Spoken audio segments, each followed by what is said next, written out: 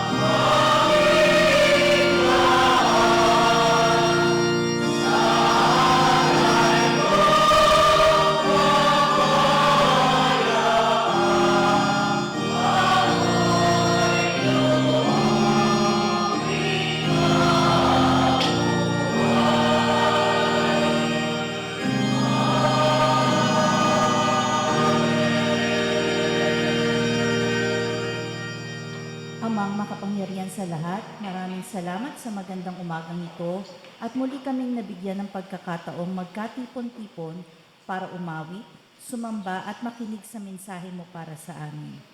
Naway ito ay lalong magpatibay sa aming pagkakristyano at makatulong upang lalo kaming tumatag laban sa mga hamon ng buhay. Ang mga kaalamang ito ay magamit din sana namin upang maipalaganap namin ang iyong kadakilaan at pagmamahal sa sangkatauhan. Maraming salamat po. Ang lahat po ng ito'y aming hinihiling sa tanging pangalan ng Panginoong Hesukristo. Amen.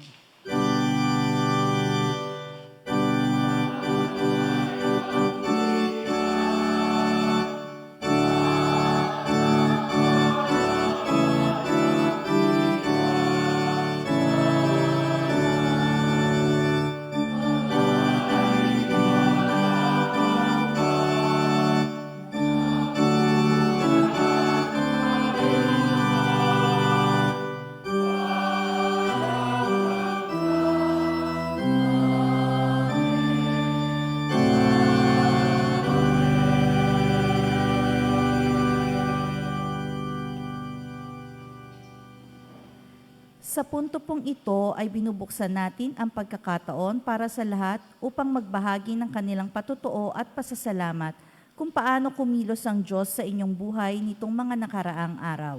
Ang sino mang nais magbahagi ng kanilang pasasalamat ay inaanyayahang lumapit sa harapan at magpahayag ng kadakilaan ng Panginoon.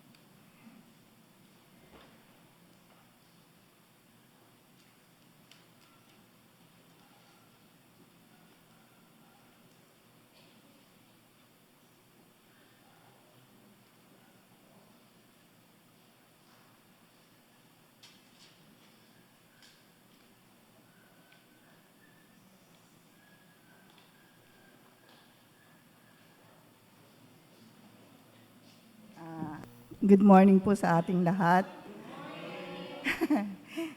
Unang-una, papasalamat po ako sa Diyos at nandito na naman po ako sa harapan ninyo. Nandito po ako sa bahay ng Diyos. Salamat po sa lahat ng gumabay at umasikaso po sa akin last week. Siguro po, nagtataka kayo bakit po nagkakaganon kasi parang talagang may nararamdaman na po ako matagal na. Kumbaga, existing na po itong sakit na to. Siguro, parang bawal lang akong sobrang saya at sobrang lungkot. Parang ganon yung, parang hindi ko kinakaya palagi yung maging sobrang lungkot, sobrang saya. So, nagkataon lang na yung nararamdaman ni Arnold, ganun din po yung nararamdaman ko sa tuwing pumapasok ako sa office, nasa bahay ako. Hindi po rin ako nagpapa-check up talaga ng religiously or kaya sabi ko, inisip ko na baka mangyari din sa akin yung nangyari kay Arnold. Baka hindi ko rin kayanin, hindi ako kasing lakas ng mga taong malapit na parang alam nila kung ano yung sakit nila. Kaya medyo dinamdam ko yung pagkakasabi ni Arnold na paano kung sa akin nangyari yon. Paano kung nasaan man ako or nasa office ako or nasa bahay ako mag-isa, paano kung nangyari din po sa akin yun. Hindi ko na rin alam ang gagawin ko. Mahina po akong tumanggap ng mga ganun. So, bigla na lang pong, unti-unti na lang ako parang nauupos na kandila nung nakaupo ako. Ramdam ko po yung nangyayari, alam ko po yung nangyayari, pero ramdam ko parang wala na akong lakas, wala akong buto, wala na. Kaya gano'n na lang po yung panghihina ko talaga. Pagdating namin sa hospital, na dinala ako ni Jen sa kanya, thank you. Hindi naman ako pinabayaan ng mga doktor doon. Bilis ang pag-aasikaso nila. At saka ang sabi lang nila, medyo dehydrated ako at yun, may mga matataas sa laboratory. Kaya tuloy pa rin po ang papa-check up ko. Muli po, maraming salamat po sa inyong lahat. Maraming salamat po sa prayers na binigay ninyo sa akin at maraming salamat po sa pag-aalala nyo. Salamat po.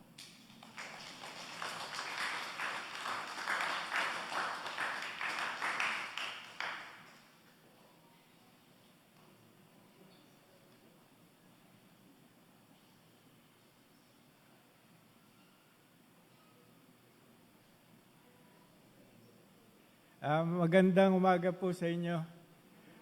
Ah,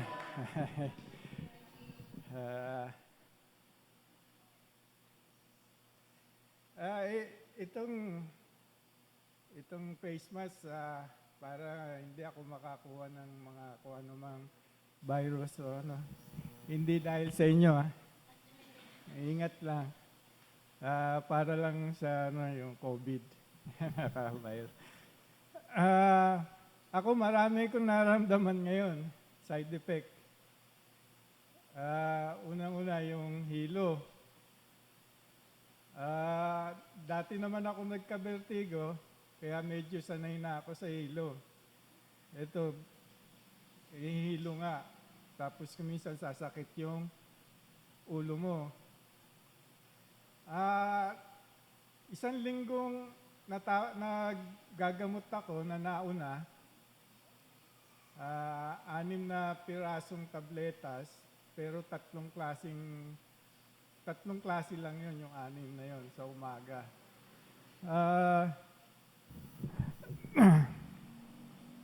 Tapos itong last week, nag-radiation therapy ako. Yun na nga yung inaabangan ko, yung radiation therapy, at doon maraming mga side effect. Awa ng Diyos, nakakayanan ko.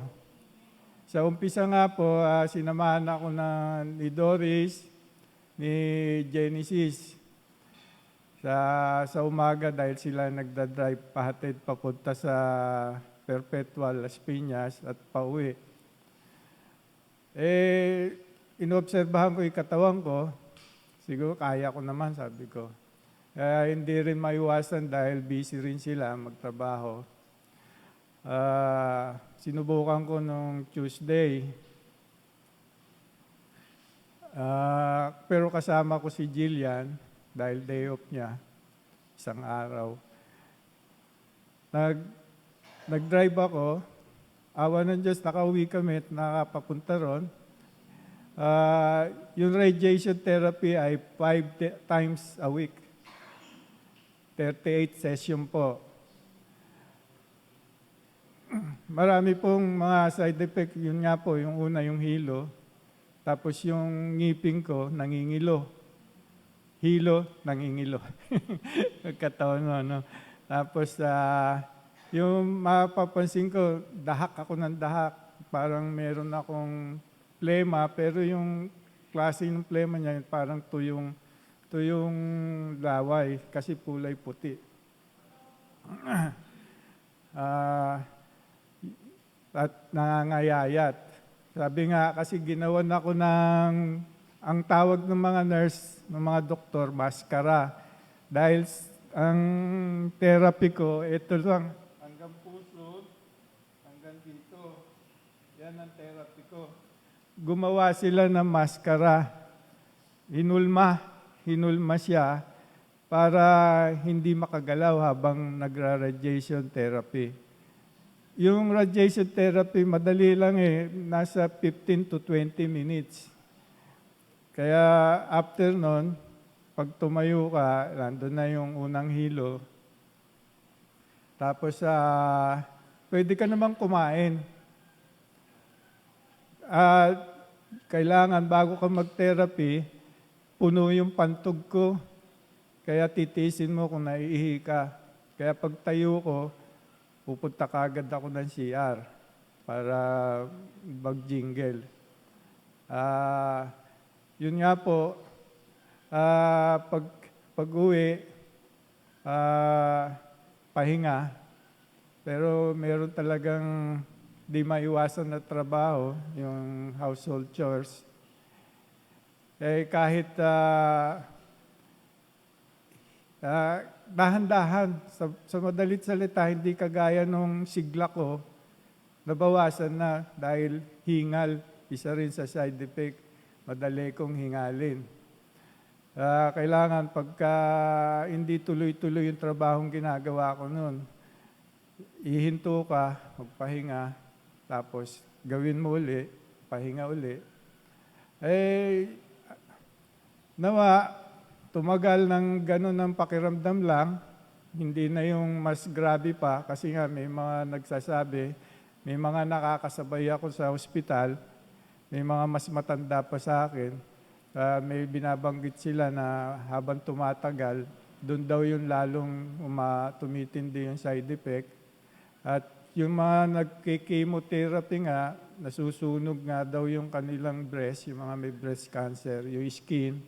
Sa akin naman, yung mga singit daw, matutuyo yan, magkaka-rashes, kaya iwasan daw yun. Kasi pagka raw yun na-infeksyon, uunahin mo nang gamutin yun, kaya matitigil yung radiotherapy. Kaya ang kalooban ng Diyos ang masusunod.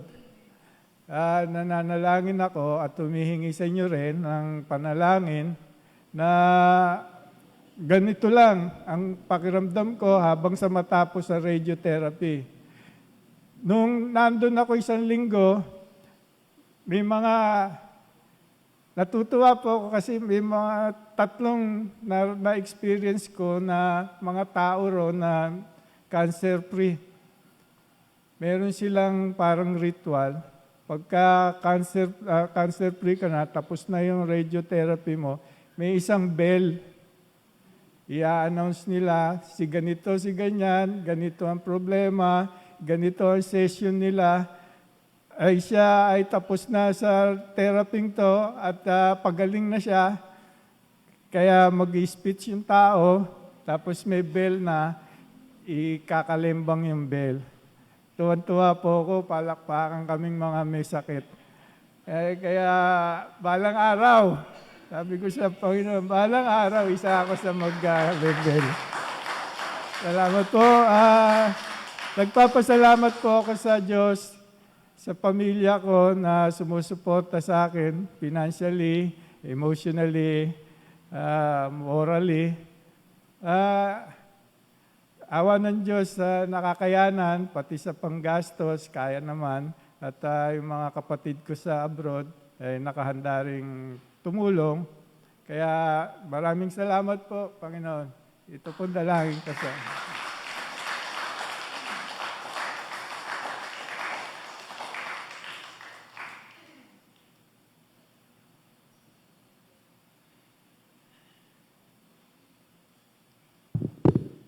Sige po, Kuya Jin.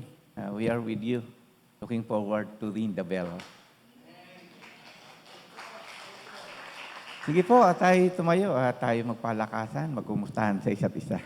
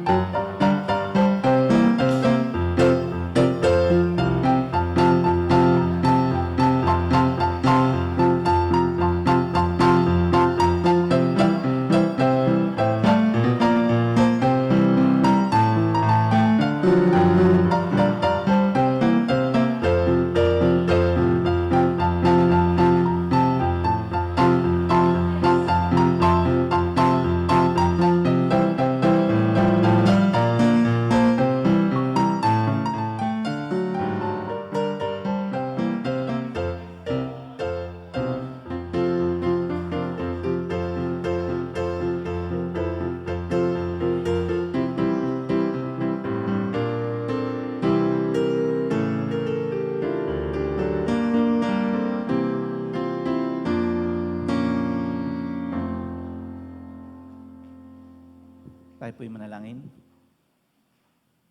Banal at dakilang Diyos, tunay nga po na kapuri-puri ang iyong pangalan, ang pangalang nag-iisa, ang aming Panginoong Hesukristo. Sa aming kalagitnaan, dakilang Diyos, nawa ay aming patuloy na maramdaman ang presensya ng banal na Espiritu na siyang patuloy ng magsasaysay ng katotohanan upang kami ay makalakad sa katuwiran. Ihanda mo ang aming mga puso't isipan sa pakikinig ng iyong mga salita at nawa, Panginoon, ng bawat isa sa amin ay maging kalakasan. Tanggapin mo ang aming pasasalamat sa iyong pag-iingat sa amin sa nakaraang isang linggong paggawa. Patuloy mong ipinaranas sa amin ang pag-iingat, hindi mo kami pinagkukulang at narito kami, Panginoon, sa kabila ng napakaraming suliranin ay nakatayo kami malakas. Narito kami patuloy na nagpupuri at nagpapasalamat. Ang lahat ng iyan ay dahil sa iyong biyaya. Patuloy naming inilalapit dakilang Diyos ang aming mahal na bansa bilang bahagi ng aming panalangin pastoral. Lord, alam namin dakilang Diyos na maraming mga kababayan na naghihirap pa rin. Umaharap sa maraming challenges, Lord. Ang aming hinihiling, nawa, maabot namin sila sa abot ng aming mga kayanan sa pamamagitan ng aming misyon. Tulungan mo ang aming gobyerno, Panginoon, na magkaroon ng pusong paglilingkod. Maalis sa kanila ang pusong magiging makasarili bagkos.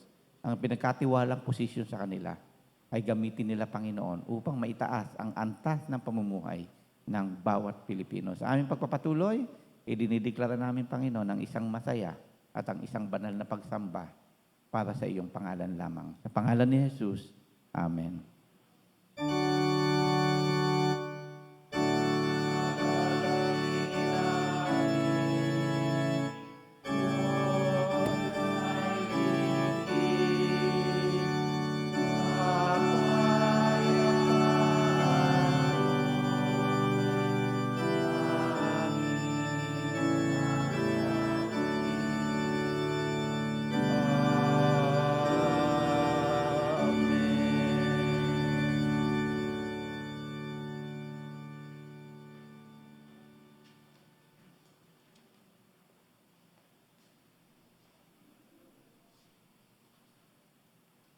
Ang unang pagbasa ay matatagpuan mula sa aklat ni Jeremias sa unang kabanata sa mga talata 4 hanggang 10.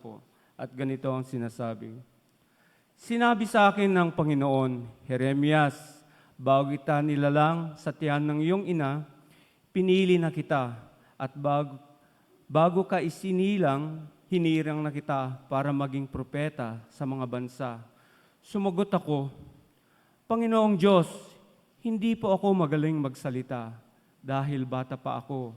Pero sinabi ng Panginoon sa akin, huwag mong sabihing bata ka pa, kinakailangan pumunta ka saan man kita suguin at sabihin ang anumang pinasasabi ko sa iyo. Huwag kang matakot sa mga tao sapagkat ako'y kasama mo at tutulungan kita. Ako ang Panginoon at ang nagsasabi sa iyo. Pagkatapos, hinipo ng Panginoon ang mga labi ko at sinabi, ibinibigay ko sa iyo ngayon ang aking mga salitang sasabihin mo. Sa araw na ito, binibigyan kita ng kapangyarihan magsalita sa mga bansa at mga kaharian. Sabihin mo na babagsak ang iba sa kanila at mawawasak, at ang iba naman ay muling babangon at magiging matatag. Ang salita ng Diyos.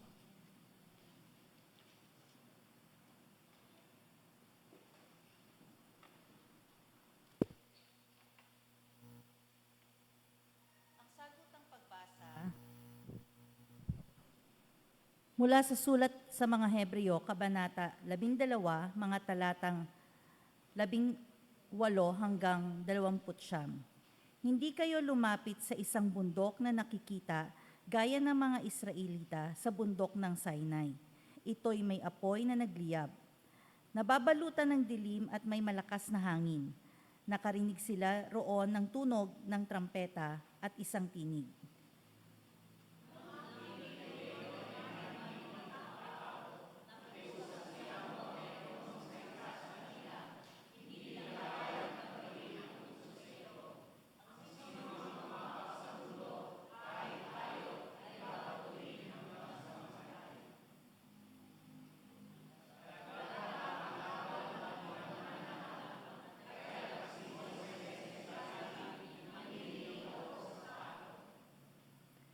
Sa halip, ang nilapitan ninyo ay ang bundok ng Zion at ang lungsod ng Diyos na buhay, ang Jerusalem sa langit na kinaroroonan ng di mabilang na mga anghel. Ang dinaluhan ninyo ay masayang pagtitipon ng mga panganay na anak na ang mga pangalan ay nakatala sa langit.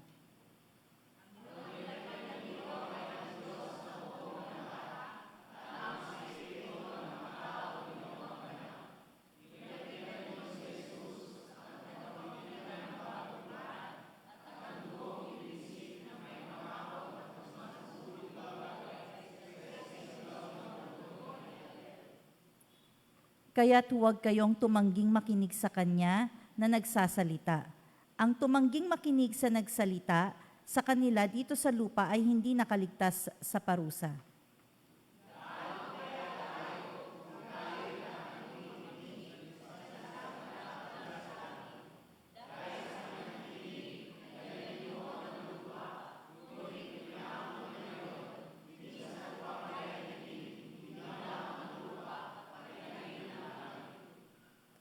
Ang mga salitang minsan pa ay maliwanag na nagsasabing aalisin ang mga nilikhang nayayanig upang manatili ang mga bagay na di nayayanig.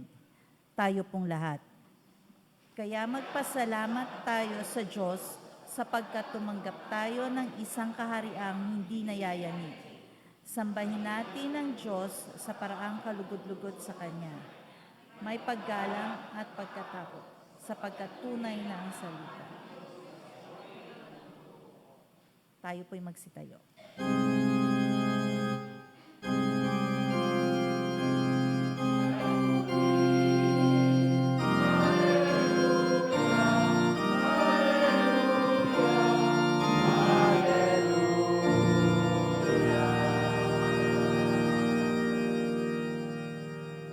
Para po sa pagbasa mula sa Aklat ni San Lucas, Kabanata 13, mula talata 10 hanggang 17, ito po ang sinasabi. Isang araw ng pamamahinga, si Jesus ay nagtuturo sa isang sinagoga. May isang babae roon na 18 taon nang may karamdaman sanhi ng isang masamang espiritu. Siya'y nakukuba at hindi makaunat. Nang siya'y makita ni Jesus, tinawag siya at sinabi, "Malaya ka na sa iyong karamdaman." Ipinatong ni Jesus ang kanyang kamay sa babae at noon din nakatayo siya ng tuwid at nagpuri sa Diyos. Ngunit nagalit ang tagapamahala ng sinagoga sapagkat nagpapagaling si Jesus sa araw ng pamamahinga. Kaya't sinabi ng tagapamahala sa mga tao, "May 6 na araw na inilaan upang kayo magtrabaho.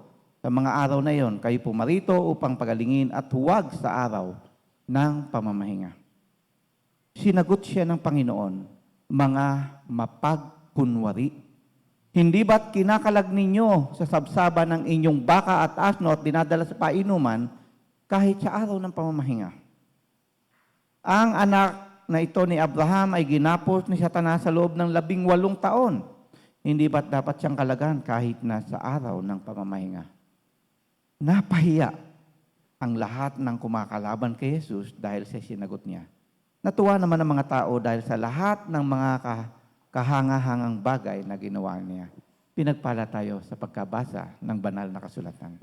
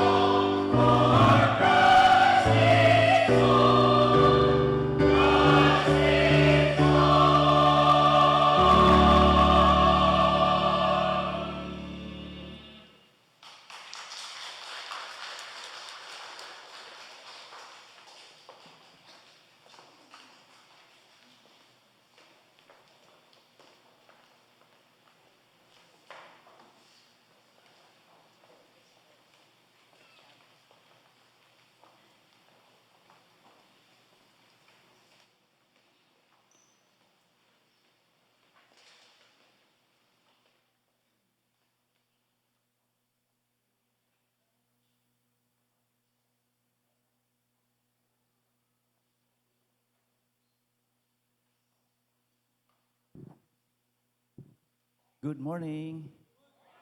God bless you. Amen. Praise God. Narinig ko rin yung pagpapalang ng galing sa inyong mga puso. May God all bless us this morning. Amen. Hayaan niyo mga kapatid na basahin ko ang pagbabatayan ng ating mensahe sa umagang ito. Tayo po ay nasa serye pa ng stewardship messages. So ito po ay mula sa 1 John 3:17 and 18. At ito po ang sinasabi. Pakinggan ninyo mga kapatid, napakaganda po nito. Kapag ka narinig nyo ang boses na ito, ang boses ng Panginoon, sigurado ako, yung mga wallet nyo, bubuka ng malaki yan. Sigurado yan. Para may pumasok. Ano ba? Kayo naman nasa isip, lalabas agad eh. Mamaya yun. Ano po? So 1 John 3:17 to 18. Kapag nakita ng isang may kaya sa buhay ang kanyang kapatid na nangangailangan at pinagkaitan niyo ito ng tulong, masasabi bang siya'y umiibig sa Diyos? Mga anak, huwag tayong magmahal sa pamamagitan ng salita lamang, kundi patunayan natin ito sa pamamagitan ng gawa. Tayo po ay manalangin muna. Salamat, O Panginoon, sa mga ngiti, sa mga pasasalamat, sa awit, dakilang Diyos na inihatid ng aming choir. Ito po nawa, Panginoon, ang umpisa ng aming pagsamba sa umagang ito. Ito po ang aming samot dalangin sa tanging pangalan ng aming Panginoon Jesucristo. Amen. Ang tema po o ang pamagat ng ating mensahe sa umagang ito ay bukas palad ang umiibig sa Diyos. Wala bang amen dyan? So, hayaan nyo na umpisahan ko ang aking mensahe sa isang tanong, sa paanong paraan po ninyo na ipakikita ang pag-ibig ng Diyos na nasa inyo para sa inyo namang kapwa. So, sa tanong pong ito ay umpisa natin ang mensahe. Paano nyo po na ipapahayag ang pag-ibig na inyo nang nararanasan mula noon hanggang ngayon at magpakailanpaman? Upang mas malinaw, mga kapatid, ang mga aral na ibabahagi sa atin ng Panginoon sa umagang ito, ay ating balikan ang konteksto ng nakaraan. Sumulat po si Apostol Pablo sa mananampalataya sa Asia Minor. Ang Asia Minor po sa ating kasalukuyang panahon ay yung Turkey. Sino pong nakarating na sa Turkey? Yan. Wow, congratulations. Hindi naman. Sinong gusto ng turkey? Ayun daw, o basta kayo na. Kuya Danny, gusto yata po nila. Oh, masyado nang marami. Oh, nakangiti na kayo pag pupunta kayo sa Peachy Farm, no? Ayan. So, sumulat si Pablo sa mga iglesia, in particular yung Anatolia po.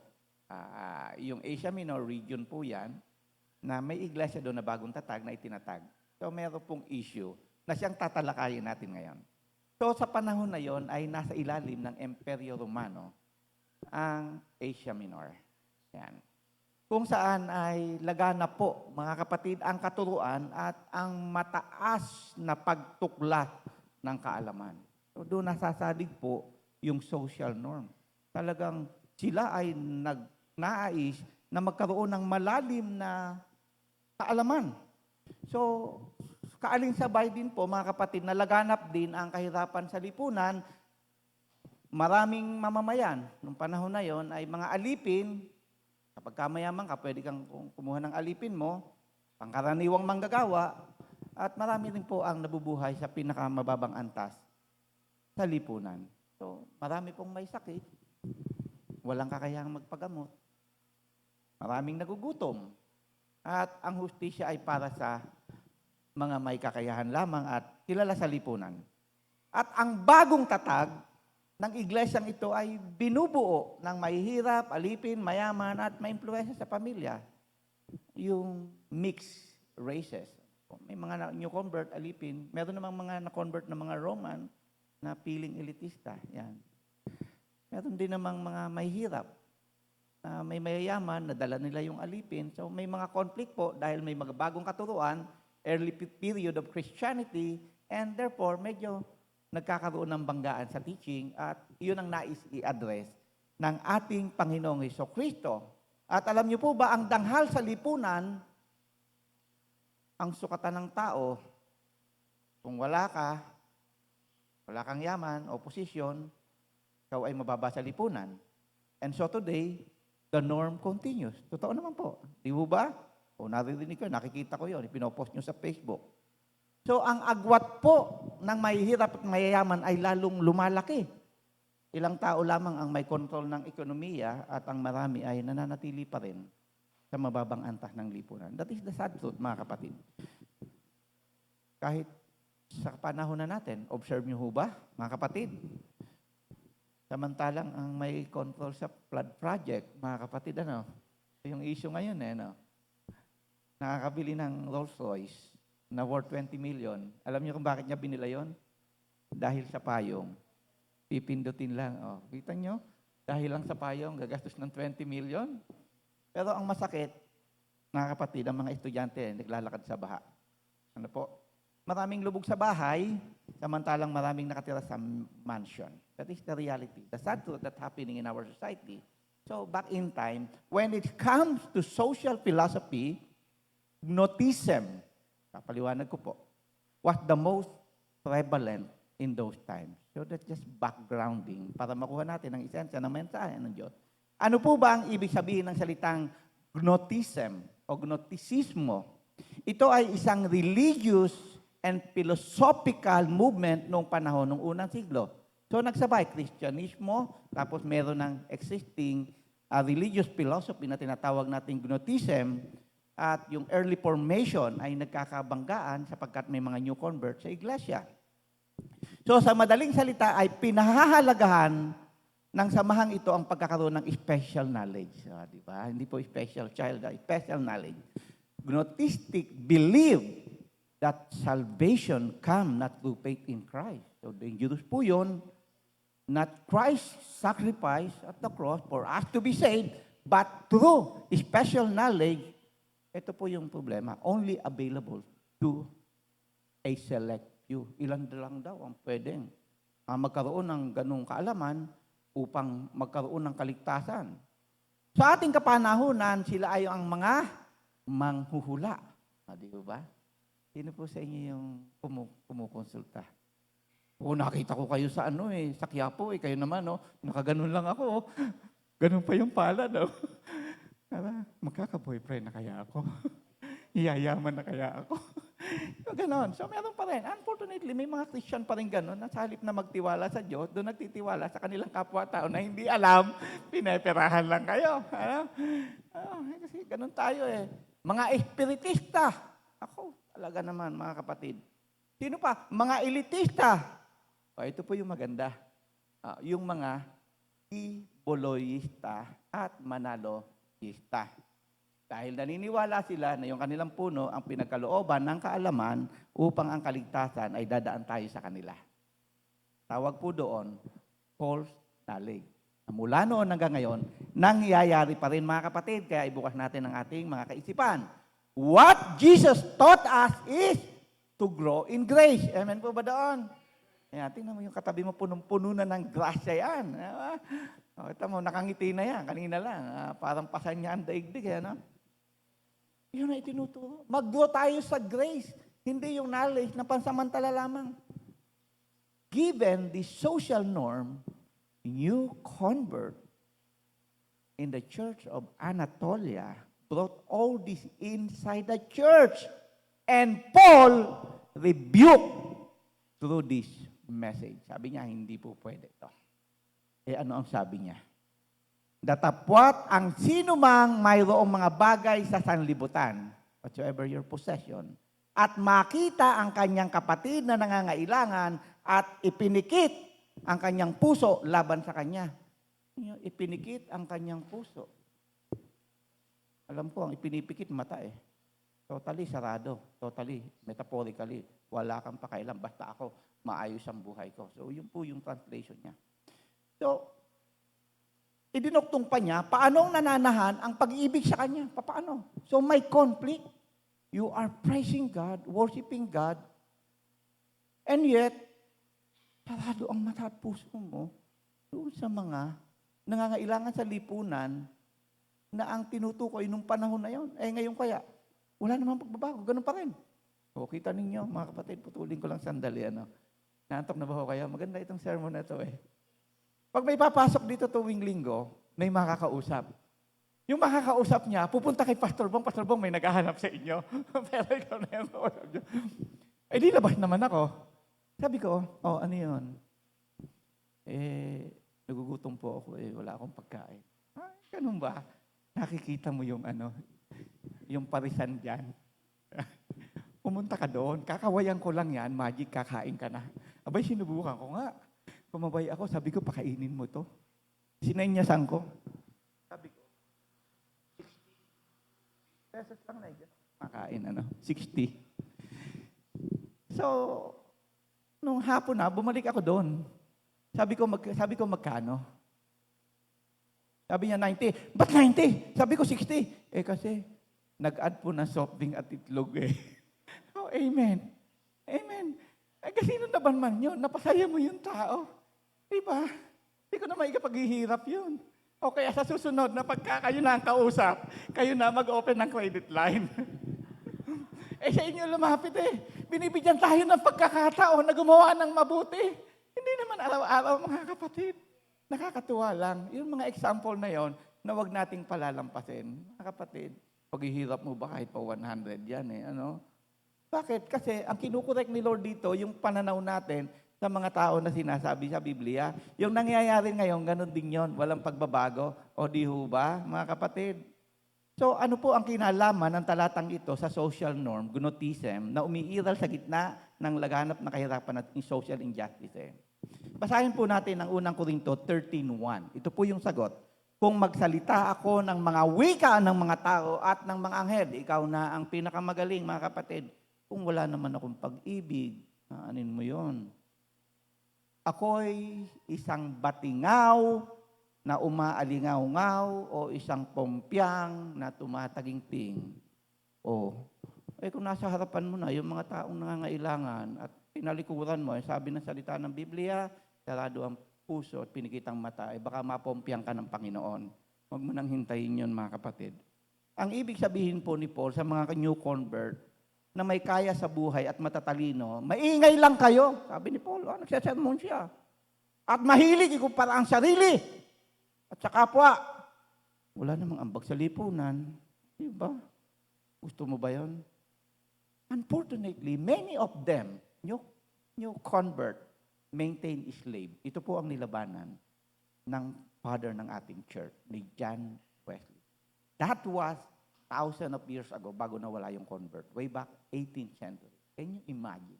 Na Kristiyano ka, may inaalipin ka. Pangit. Dahil nasa Panginoon Jesucristo, mayroong kalayaan. Para kay Apostol Pablo, ang lahat ng angking talino, kasikatan, yaman, ay walang kasabuluhan kung pansariling kapakanan lamang nakalaan. Masaya ka ba na kumakain ka ng 3 beses, 4 na beses, 5 beses, 6 na beses, isang araw, ano nga abutin mo? Ibigay mo naman yung 3 sa iba. Diba? Yung minsan mag-skip ka na malalang, magkano ang coffee sa Starbucks? 180. Social norm lang naman yun Ano kaya yung Lord, hindi mo na ako magko-copy ngayon kasi may nadaanan ako dun Iaabot ko na lang yung 180. Tingnan ninyo, mas masarap ang pakiramdam. O uminom ka ng kape, di palpitate ka pa. Ay kung naibigay mo yon, ay di nag-praise God ng praise God yon. Hindi ko pa pinagmamayabang, mga kapatid. Gusto ko lang hawahan kayo. Nagja-jogging ako dun. Sa Daang Hari. May mga nagwawalis doon. Bibili ako ng pandesal. Pagdating kong bahay, kulang na. Bakit daw ang binili ko 5? Bakit daw tatatlo na lang? Binigay ko yun. Ano ba naman yung pandesal na halagang 10 piso? You don't need to be rich to help people understand na meron pa rin mga tao na pwedeng pumalinga sa kanila. Kasi ang isip natin, maging mayaman muna ako para makatulong ngayong False belief po yan. False belief. Ang nais, mga kapatid, ni Apostol Pablo, ang kaisipan ng marami sa talatang ating binasa, sabihin na natin na ikaw ang pinakamatalino, pinakamayaman sa lipunan, kung wala ka ng malasakit sa kapwa, sa mahirap, walang saysay ang kakayahan mo sa paningin ng Diyos, maging ang iyong estado. Bakit po? Sapagkat nasusulat, pawawalang kabuluhan ko ang karunungan ng marurunong at ang unawa ng matalino ay aking sisirain. Kapatid, katotohanan po ito. Ang talata po na aking binasa ay sinipi ni Pablo mula sa Book of Isaiah. Isaiah 29:14, yan, sinusulat na ni Ate Manny, na ginamit ni Apostol Pablo upang ipakita na ang karunungan ng tao ay hindi makapagliligtas sa atin. Katulad ng ginagawa ng mga unang convert, even doon sa church sa Greece, na nirebuke ni Pablo nung kanyang mabasa nung bumisita siya ng mga ngaral to the unknown God. Kung hindi ka ba naman kulang-kulang, i-address mo to the unknown God. Unknown nga And yet, naniniwala ka pa. Pag unknown, bakit mo paniniwalaan? Mga kapatid, ang tunay na katalinuhan ng isang tao ay nasusukat sa laki ng kanyang puso, sa malasakit, at pagtulong sa kapwa. Doon po nasusukat, mga kapatid. Radical generosity and intentional giving to those who are in need. Nakakatuwang marinig sa mga kapatiran na nananalangin pa sila. Lord, may extra ako dito. Kanino ka kaya ibibigay? Diba? That is intentional. That is radical. Pwede mong isave yun para sa future mo Pero alam mo, habang sila ginagawa nila yon, naku, lalo naman silang pinagpapala. Trabaho ang naghahabol sa kanila. Ano yun So, Christian teaching is truly radical to the knowledge of this world. Diba? If you want to be blessed, bless muna ang others. If you want to receive, mag-give ka muna. That is a challenge of our faith. Mga kapatid, tumutulong ka. Bakit? Not for political purposes. Not for something in return. Not to be fame and famous. Tumutulong ka dahil sa udyok ng pag-ibig ng Diyos sa iyo. Yun po ang maluwag na pagbibigay. Kasi inuudyokan ka ng Diyos. Kaya nga po mga kapatid, ang pamagat ng ating mensahe, bukas palad ang umiibig sa Diyos. Amen. Bukas na ho ba palad natin? Ayan. Iniligay ka ng Diyos sa magandang katatayuan mo sa buhay ngayon. Naget mo na yung meaning. Diba? Naget mo na yung purpose mo. Nagsikap ka, nagtrabaho ka, yumaman ka, maunlad ka na, kilala ka na. Pero kung hindi mo malalaman yung meaning nun, empty vessel ka. There must be a purpose, but there must be a meaning. What is the meaning of all these things that I am enjoying? Yun ang pinakamasarap na ma-realize natin sa buhay. At iyon ang mensahe na nais niyang itanim sa kukote ng mga convert noon. Oo, nasa social status kayo, na-enjoy nyo dahil kayo mga Romano, pero hindi nyo nakikita yung mga alipin ninyo. Ginigipit ninyo. Pinalalakad nyo sa palad. Oo, kayo na yung mga magagaling, mga inventor, pero hindi nyo nakikita ang kapakanan ng mga tao sa lipunan. Dagdagan ko lang po, medyo taasan natin. Di ba matatalino yung mga nag-iimbento ng nuclear arm? Matalino yun. Pero mo yung distance mula sa Earth at saka sa Moon, nasusukat nila yan Hindi ko kaya yun. Nahihirapan ako. Isang basa ko lang, umaayaw na ako Pero yung mga invention nila, tingnan ninyo, laban kanino? Sa tao. Masasabi bang matalino? Na kung ang lahat ng purpose ng katalinuhan mo para wasakin ang daigdig, mga kapatid, hindi po yun. Hindi po yun ang talino ng sukatan, mga kapatid.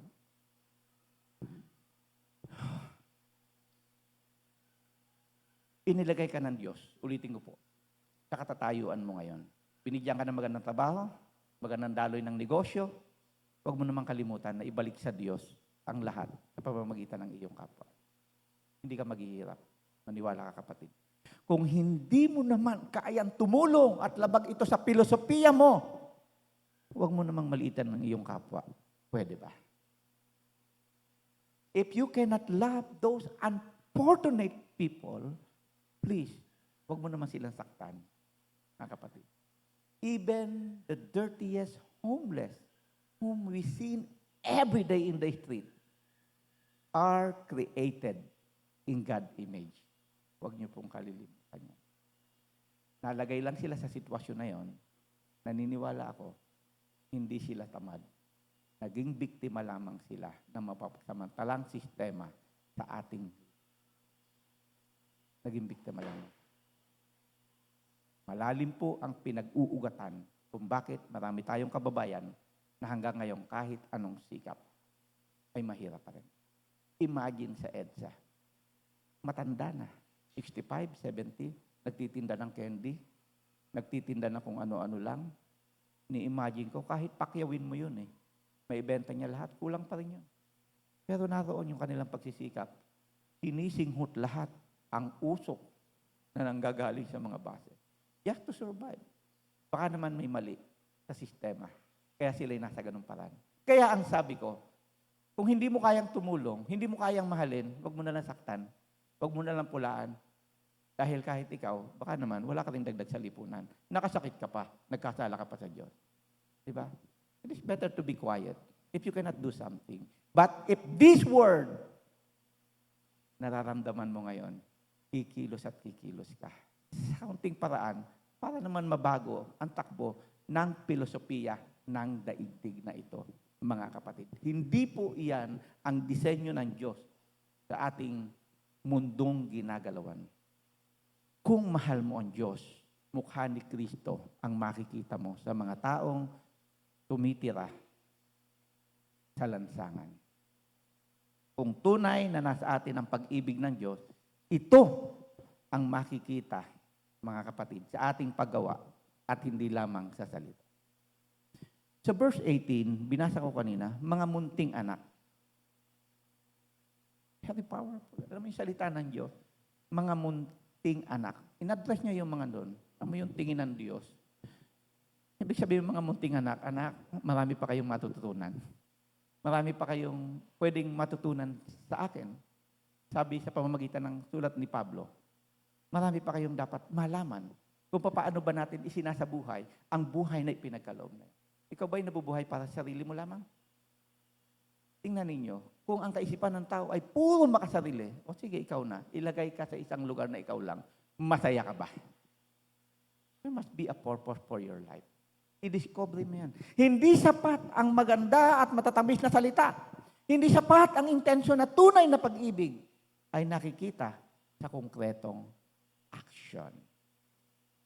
Mga kapatid, sa aking pagtatapos, mga praktikal na halimbawa. Mag-abot ng pagkain sa mga nagugutom. Sino po sa inyo mga kapatid? Lalo na, papasok na naman ang bear. Nako. Yung mga rep natin, mga kapatid, tatapon na lang. Yung itapon, mga kapatid, intentional. Halimbawa, nakita mo, tayo pa naman, madali tayo magsawa sa pagkain, ayaw na nang iinit. Maraming dadaan sa inyong magbubuti. Ibigay. Huwag yung hayaang mabulok. Sayang yun. Makinig kayo sa mga kapatid na nagdadalamhati.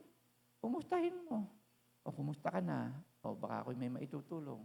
Radical, intentional. Ang stewardship, mga kapatid. Mag-abot ng tulong pinansyal kung may kakayahan ka. Hindi po ito sa pilitan. Ipag-pray mo muna, Lord, bigyan mo ako ng isang gift. Magiging bukas palad ako sa mga may hirap. Maniwala ka. Habang ikaw ay nagkakaloob, ang Diyos naman panay ang buhos ng biyaya sa iyo.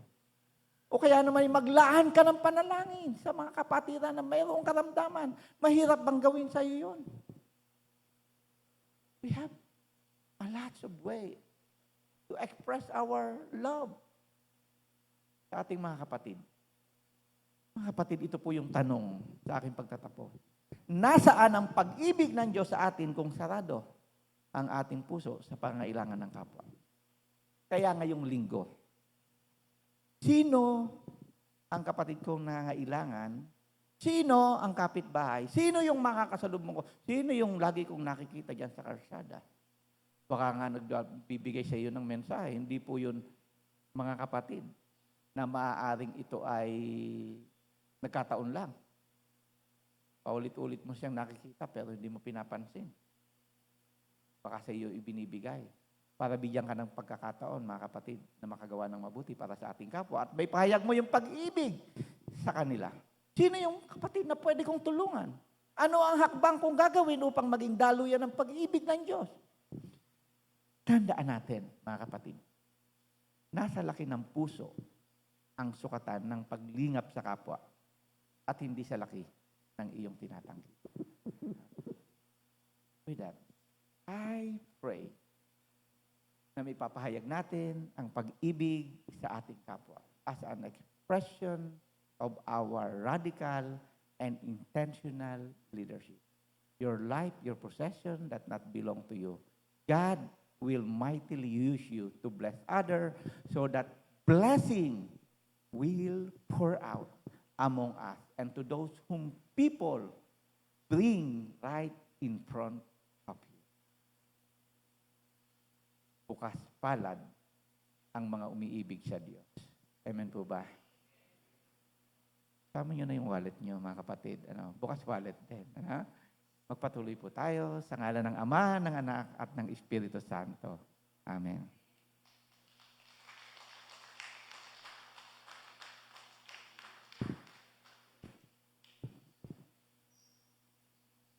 Para po sa ating sinasampalatayanan, sabay-sabay po tayo. Sumasampalataya ako sa Diyos, amang makapangyarihan sa lahat, lumalang ng langit at lupa, at si Jesucristo na anak na Panginoon natin. Nasa iwaga ng Espiritu Santo ay pinanganak ng Birheng Maria, nagdamdam ng hirap sa katulad ni Poncio Pilato, ipinako sa krus, namatay at inilibing. Sa ikatlong araw ay nabuhay sa mga patay, umakyat sa langit at tumupo sa kanan ng Diyos, amang makapangyarihan sa lahat. Doon nagmumula at paririto upang hukuman ang nangabubuhay at nangamamatay. Sinasampalatayanan ko ang Espiritu Santo, ang banal na iglesyang laganap, ang pagkakaisa ng mga banal, ang kapatawaran ng mga kasalanan, at muling pagkabuhay ng katawan, at ang buhay na walang hanggan. Amen.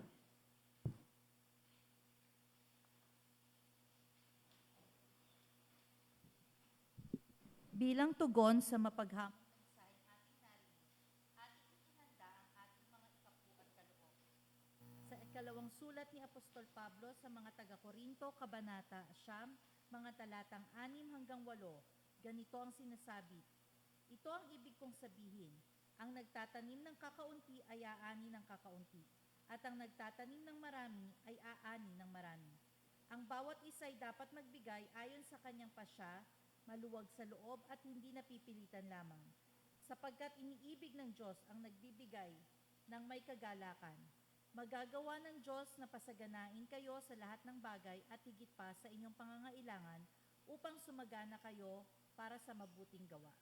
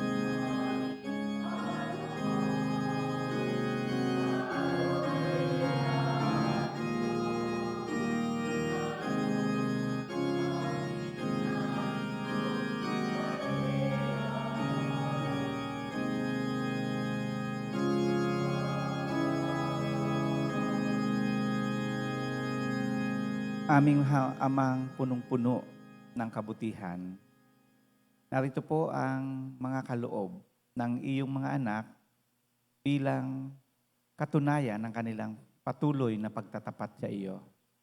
Nawa ang lahat ng ito ay magamit namin sa pagpapalaganap ng iyong salita at patuloy na matustusan ang pangangailangan ng iyong iglesia. Ibabalik mo ito, Panginoon, ng higit pa sa kanilang inaasahan at sa iba't ibang kaparaanan. Pagpalain mo ito, Panginoon, at buong puso kaming nagpapasalamat sa lahat ng tinatangkilik, sa lahat ng oportunidad upang kami, Panginoon, ay magkaroon ng isang buhay na kasiyasiya at kapakipakinabang. Ang aming panalangin sa tanging pangalan ng aming Panginoong Jesucristo. Amen.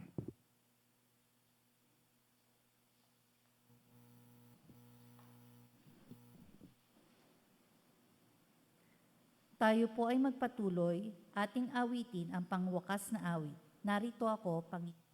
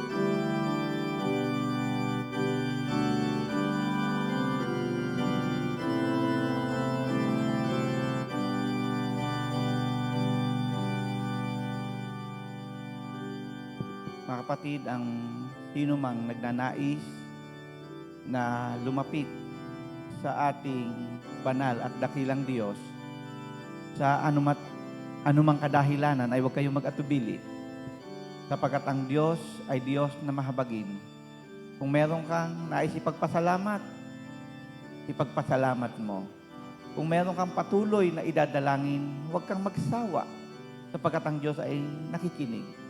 Kung mabigat ang iyong kalooban, bakit hindi mo ipagtiwala sa Diyos?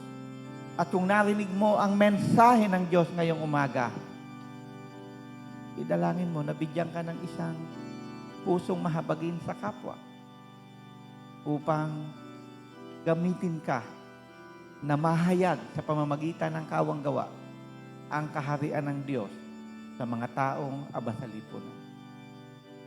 Ano man ang iyong kalalagayan sa mga sandaling ito, ilapit mo sa Diyos. Magtiwala ka sa Kanya.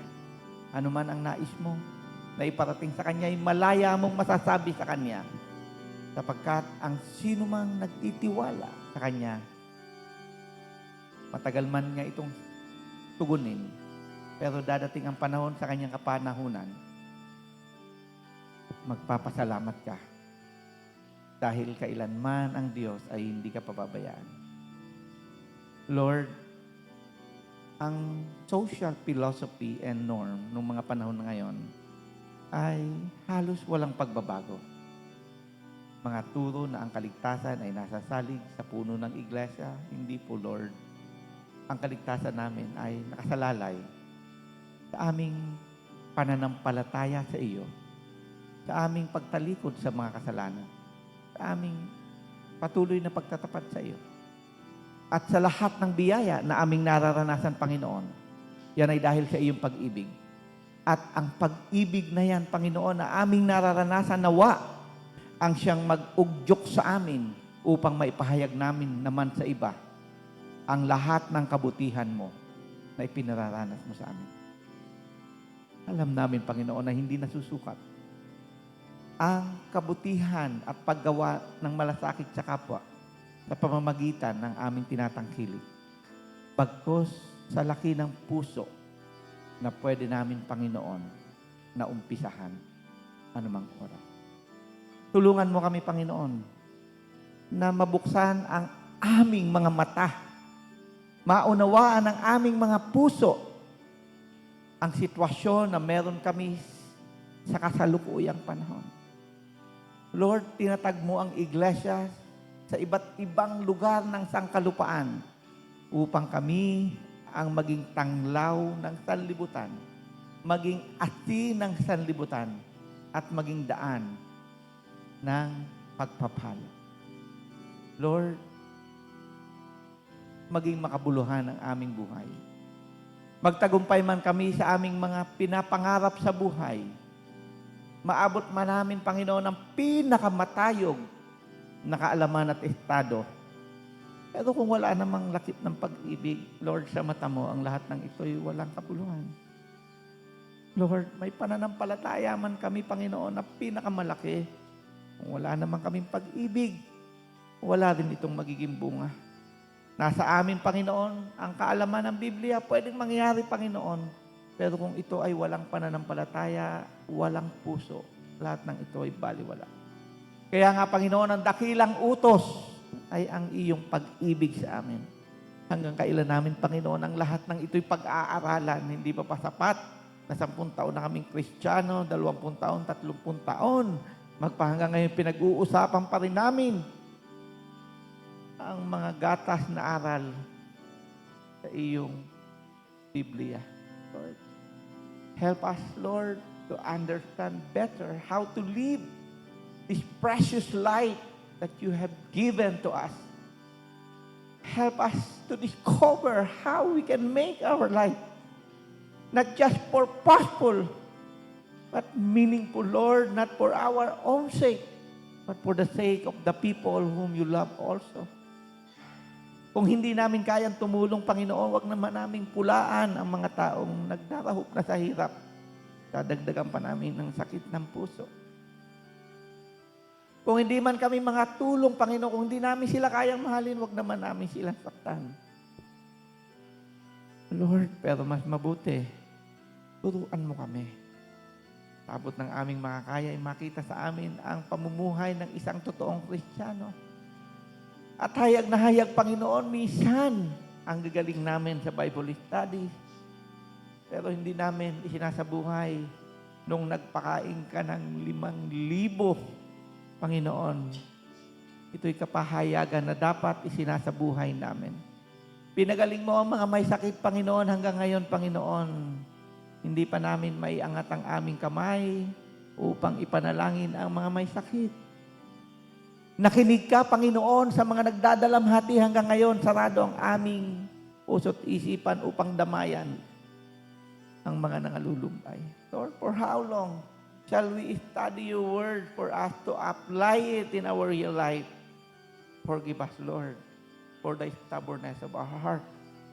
May this is the moment of call for us to express radical love and radical stewardship. That how, Lord, you gather us in this sanctuary to be your vessel of blessing to those who are unfortunate in the society. Father God, narito po ang iyong mga anak. Sa iba't ibang kadahilanan, sa iba't iba, Panginoong, kaparaanan, meron silang tinig na hindi mabigkas ng kanilang puso. I pray for the Holy Spirit, for in behalf of them, to pray that they may be heard. Even the slightest prayer, Lord, I know, na bago pa ito lumabas sa kanilang mga labi, ay nauunawaan mo na. Lord, listen to their cry. Have mercy on us. And may we experience, Lord, joy in our heart and peace in our mind amid some challenges that we are encountering right now. Father God, listen, Lord. Listen to their cry. And as I pray, Lord, may the peace of God that transcends all understanding be with them at this moment. At ang kapayapang yan na naranasan mo sa sandaling ito, ang kasiguruhan na tutugon ang Diyos sa mga panalangin mo ngayon. Lord, I pray for Kuya Larry na nanonood ngayon. Sumaiyo ang kagalingan, sumaiyo ang kalusugan, sumaiyo ang kalakasan. Pagpalain ka ng Diyos. And Brother Jean, Lord, we cry out. This will be a great testimony, Lord, ng isang pananampalatayang nagtitiwala sa iyo. We pray for Kuya Plogin recovery, Lord. And I also pray sa lahat ng may karamdaman na narito ngayon. I declare, Lord, in Jesus' name, we will all together regain our strength and we will be healed according to the healing power of the Lord Jesus Christ. Lord, salamat po. At may kapayapaan na kami sa aming puso that we have nothing to worry amid trouble that we cannot control outside of us. We trust you, every family, every individual, every sickness, and every life na pinagkaloob mo sa amin. In Jesus' name, amen.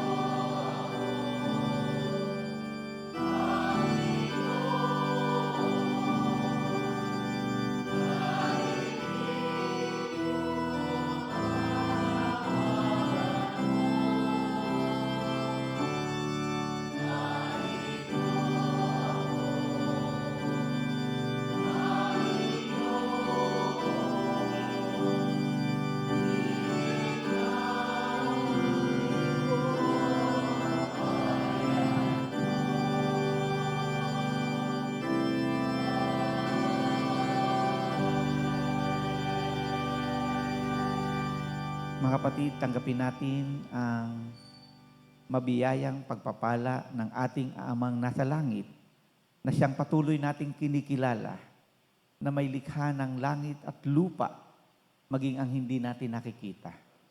Sa pakikipisan ng banal na Espiritu na siyang patuloy na nagbibigay ng kaaliwan sa ating pusong nalulumbay at gumagabay upang makalakad tayo sa katuwiran at sa ating Panginoong Kristo na nang dahil sa hindi malirip na pag-ibig sa atin ay kanyang ipinagkaloob ang kanyang sarili upang tayo magkaroon ng buhay na walang hanggan, buhay na kasiyasiya. Tanggapin ninyo ang pusong mahabagin. Tanggapin ninyo ang pag-iingat ng Panginoon sa isang linggong paggawa. Humayo kayo at isinusugo ko kayo upang ipahayag ang pag-ibig ng Diyos sa mga aba nating mga kababayan. Sa Kanya ang kaluwalhatian, sa Kanya ang kapangyarihan, mula noon hanggang ngayon at magpakailanpaman. Amen.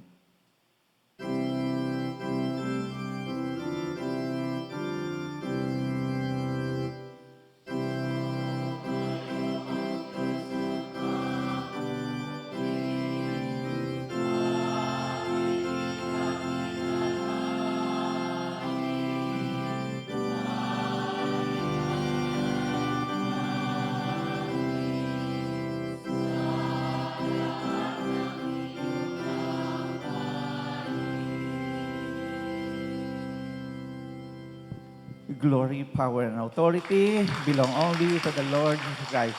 Maupo po tayo mga kapatid para sa mga ilang sandaling paalala.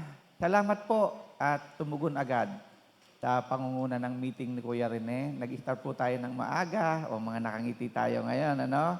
So, salamat po at naumpisahan natin sa tamang oras. At mga kapatid, ay patuloy po tayong nananawagan sa August 24 and 31. Nawa ay magkaloob tayo at tayo po ng mga bulaklak. Salamat po noong August 3, 10, and 17, ang Pamilya Galang Tolentino at Annabel Constantino. 24 and 31, pirma po kayo at yung mga pirma nyo doon parang pirmang mayaman. Amen po ba? At may mga bakante pa po doon, yung mga gustong tulungan, yung mga taga-NATO na ating minimisyonan. Pirma lang po kayo mga kapatid. At hindi naman po kayo maglalabas ng pera, manalangin ho kayo, dadating yan. Commitment lang. Again, Kuya Larry, salamat po. Kasama natin, happy birthday po sa inyo. Awitan natin, nanonood si Kuya Larry. Kuya Larry, this is for you. Happy birthday.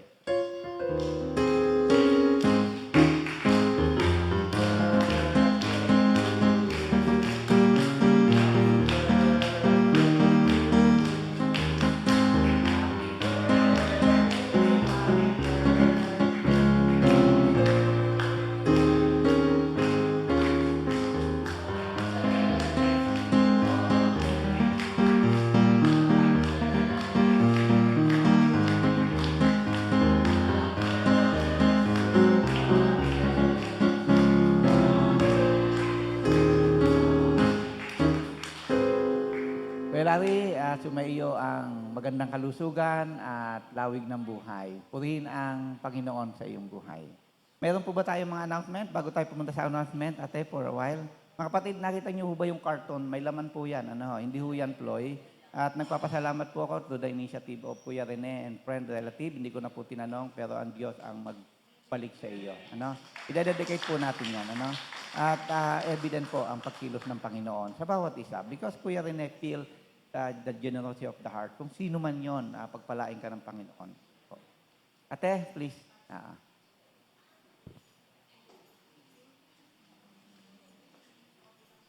Magandang umaga po sa ating po lahat. Kagaya po ng sinabi ni Pastor, may 5 bakante pa po dun sa likod para po sa ating mga NATO tutorial. So, kung kayo po ay kinakatok ng Panginoon, meron na pong pentel pen doon. Pwede po kayong magsulat mamaya. At gusto ko po kayong anyayahan in lieu po ng ating Stewardship Month.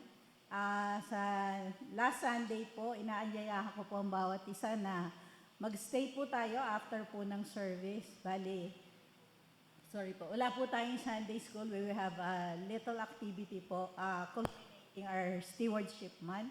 So we will have po yung ating ministry booth na doon po ay pwede po kayong mag-commit sa Panginoon dahil hindi lang naman po yung bulsa ang gusto ng Panginoon sa atin, kundi pati po yung kanya pong binigay sa ating talent, yung binigay po sa ating mga gift na sayang naman po kung hindi po natin gagamitin sa Panginoon. Marami po yun. Hindi lang naman po pagkanta or pagtuturo. Pwede rin po tayong tumulong sa church in any way that we can. So, inaanyayahan ko po kayo sa Sunday. Sana po makiisa po kayo sa amin. At meron po tayong konting salo-salo din na pika-pika, ika nga, na binigay po ng mga kapatid na talagang hindi po nila, ika nga, ma-contain sa puso nila yung mga pagpapala ng Diyos. So they're just going to share a basket of blessing on Sunday. So thank you very much po.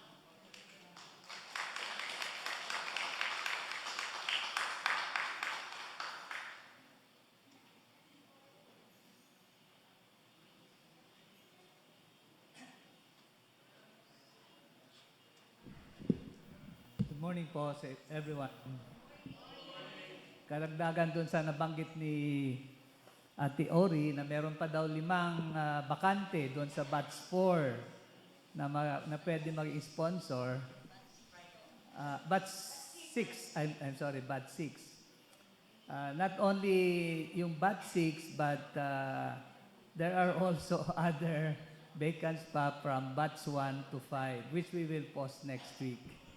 So, karagdagan lang po sa sinabi. And to coincide with the celebration of Stewardship Month, napagkasundoan din ng council na magkaroon tayo ng report sa kongregasyon.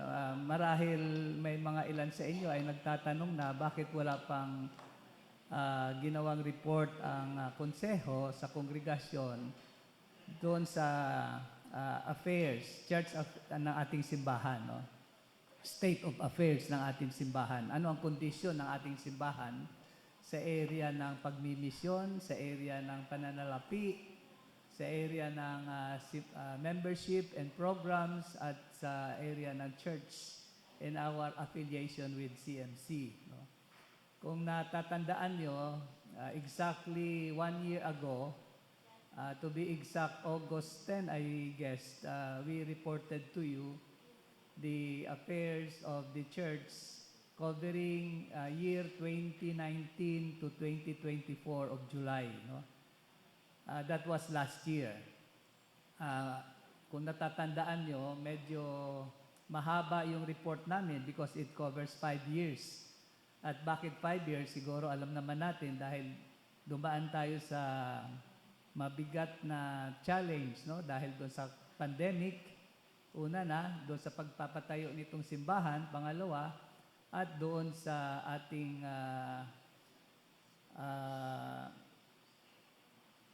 paghihiwalay, no?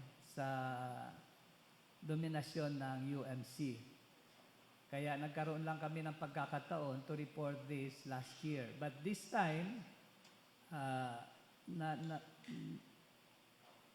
napapanahon na dapat magbigay uli kami ng report sa inyo regarding the same matters. No? Nasaan na ba ang ating simbahan?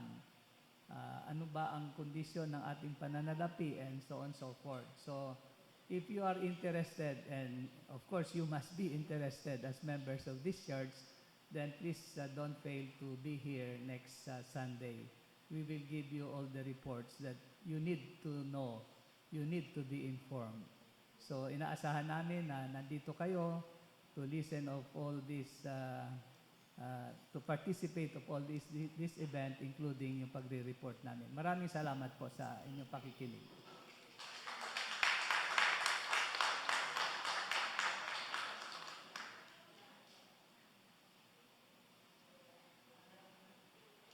Tuloy po ang ating Sunday School, and may I recognize also Ate Raquel, salamat po sa napakagandang bulaklak. Mamaya ako na po sasabihin kasing ganda ninyo.